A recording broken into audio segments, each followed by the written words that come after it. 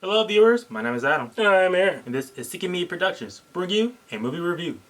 Okay, so we went out and we saw Elvis. Yep. Elvis Presley biopic. Well, if you saw our trailer reaction to it, we were really excited to see where this movie was going to take us. And usually with a director like Baz Luhrman, you know what you're going to get signed up for. Yeah, Baz Luhrmann, anybody who is not unrecognizable for his work. He's known for The Great Gatsby, starring Leonardo DiCaprio and Tobey Maguire.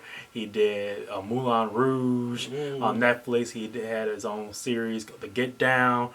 Stylistically, all of them share this bombastic visual Look, sense. at the end of the day, it's going to ooze style, no matter what you're looking at, no matter what the kind of story, and it's always going to have its own this taste and theatrics when it comes to the music. Yeah, and for this property, it's weird how such an iconic figure in the music industry that Elvis Presley haven't had a big major Hollywood film. Like, he starred in a lot of movies himself in his career, something that we'll get into in the story section of this film.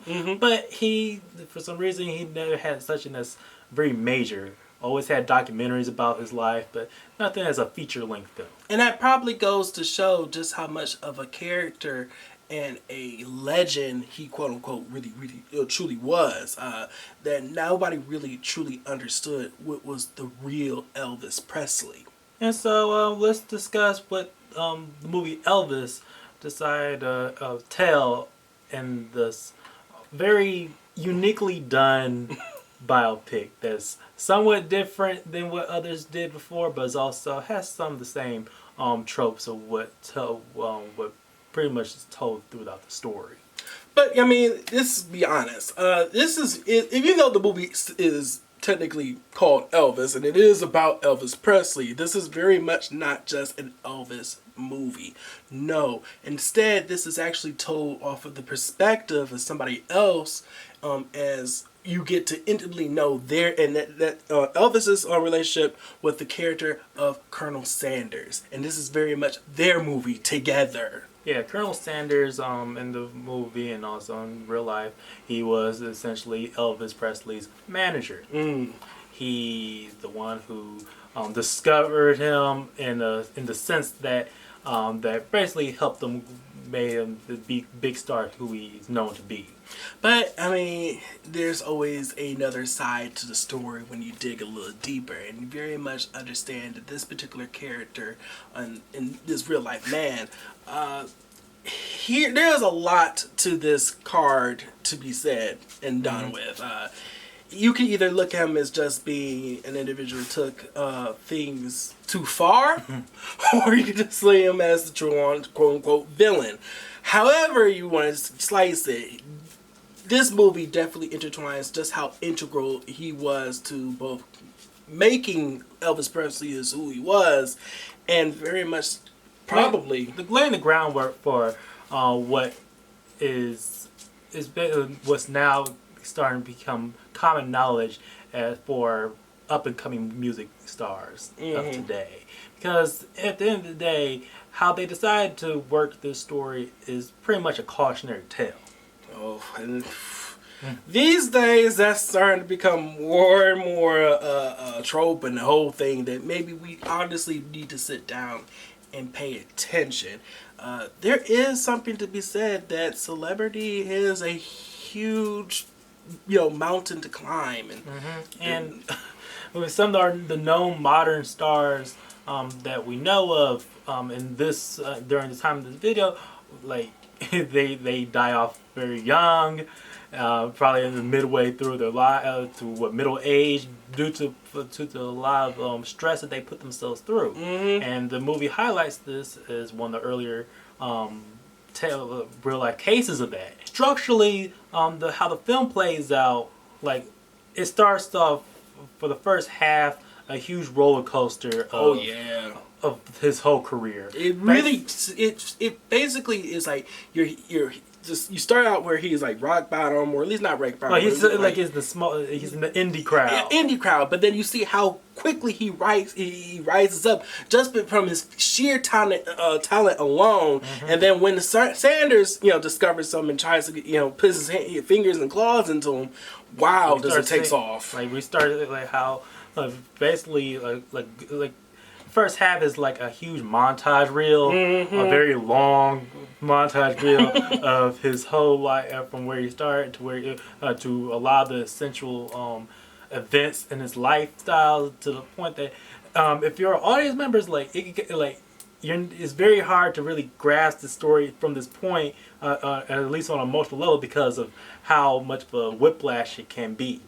But at the same time, I can also sympathize as to why it was done this way, because he very much feels as though you're in Elvis's shoes and you see just how fast celebrity really does takes control over your life. Yeah, and it's not until like we start going to shift to the second half of the film where it does start to allow the scenes to breathe and allow the actors to work. And a lot of the much more, for my own personal thing, a lot more of my favorite parts happen in the second half, especially where it's like you do seeing some very wonderful sequences from like that are really laid out and orchestrated and choreographed. That hits you on the spectacle, but also on the emotional front. And actually, second out from there, we should really dive deep onto the main actors that brought this story to life for us all to enjoy. I appreciate that the studio decided to go look for a relatively new actor for the role of Elvis Presley, by the name of Austin Butler. Wow, this actor is going. If this is like. Just because this is like literally one of his first out there films, at least from that we saw from his work. If he continues to gravitate to these kinds of movies and even branch out further to showcase even more of his talent, he's going to be a household name real soon. Yes, this is a huge start making turn for a role that literally you have this Butler transform into the role. And, like I didn't see him. I didn't see Austin Butler. If you didn't tell me, you don't even know this person. Yeah, you didn't know him. You only just watched this movie just because you thought it's just going to talk about Elvis. I thought he was Elvis. Like his performance, reminds me of Jamie Foxx's portrayal of Ray Charles, and how that he was able to get the mannerisms, get his inflection, his dialect, the way that he was able to capture the performance of Elvis Presley. So to the point that, like in the film, you'll see reels of the real Elvis Presley and him, like sometimes simultaneously, so you won't even know. You really can't tell who is who, and that's like it just knocks on just how much brilliant this particular actor is at his craft. But we can't discuss Elvis Presley without talking about the actor who portrayed the Colonel Sanders, and it's none other than the spectacular Tom Hanks. Now, let's talk about Tom Hanks for a second. Usually, you see Tom Hanks in the everyman's world or the kind-hearted everybody's uncle. Yeah, everybody. He's like this. Like really, he's just a good guy. He's a genuinely honest, loving, cool guy to just hang out with. So it's pretty. It's very rare where you're able to have him actually do a character piece where he takes on somebody so slimy and so despicable. He really went hard on this one, guys. And it's very rare that he will take on a role that's antagonistic in nature. And this is definitely an antagonistic role.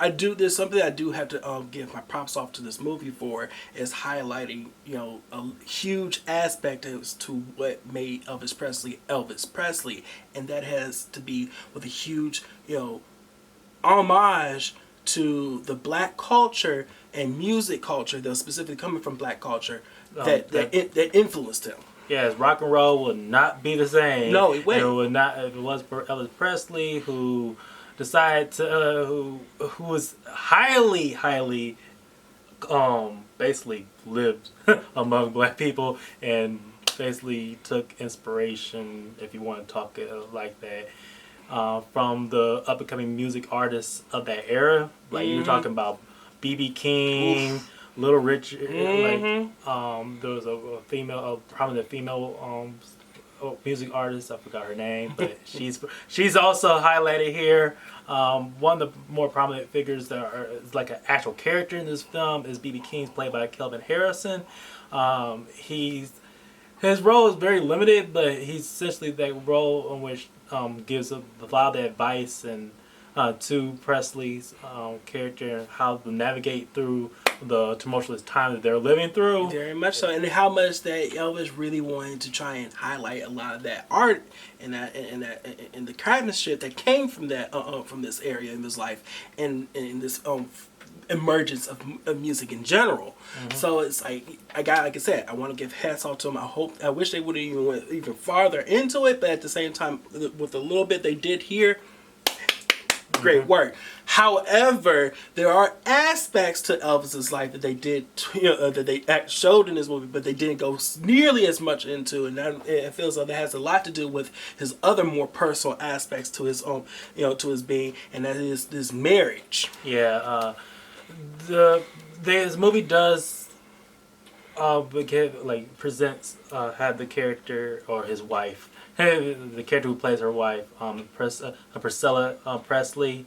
If anyone who knows the history of Elvis Presley, one of the most controversial aspects to his to that person is the type of person he married, and the age difference that came between the two once they got together and decided to actually start a family. We're talking about a female who are in her early teens.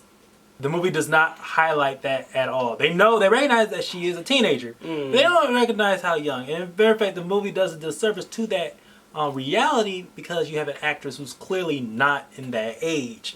So it, which would have went even harder when you had the scenes that he definitely had with his with the stardom of Presley and how much it affected both him as an individual and him as a family man. But for one thing that this film does have going for it is, as a matter of fact, they do have a great production going by. Yes. Baz Luhrmann, like we said, he's known for bombastic pictures that goes spectacle upon spectacle upon spectacle. And we have a film yet again that goes up to 11 when it comes to the visuals. And it doesn't go down. It just stays there. Like we have full-on sequences, like how in the marketing, like multiple marketing pictures and stuff, they do highlight reels of a certain they showcase the movie as this one particular aspect, and then once you actually go out and watch the film, you end up seeing whether or not it's going to be that or not, or it actually turns out to be something completely different. No, this is a case where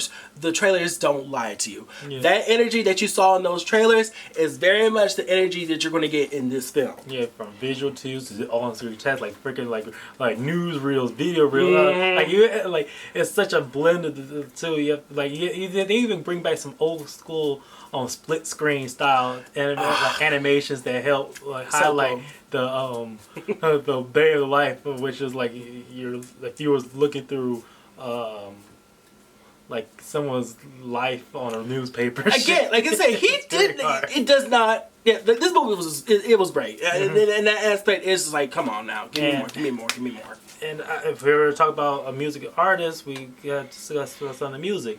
I don't know what was the limitations to the music catalog, what they were able to do, but you do hear a lot of some of his most known music that Elvis Presley was done. And the parts that are showcased in are done well. I mean, some of my favorite sequences are when they decide to sit down and let the sequence breathe. Is like some very iconic performances of his career. Yep. And some side note before we get into our verdict, in addition to the music, I say in between the actual music, Elvis Presley's covers of known music, you also have instances of very modern style of music, and also that's also intertwined with the films from modern artists. And to extent, like what I heard about, when you think about that, you would think that because this is dealing with somebody from a different time period, you don't know how the that's going to really mix with it. It mixes just well.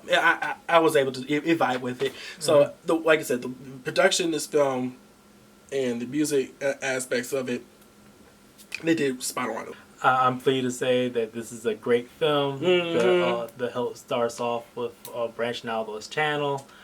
We really do want to help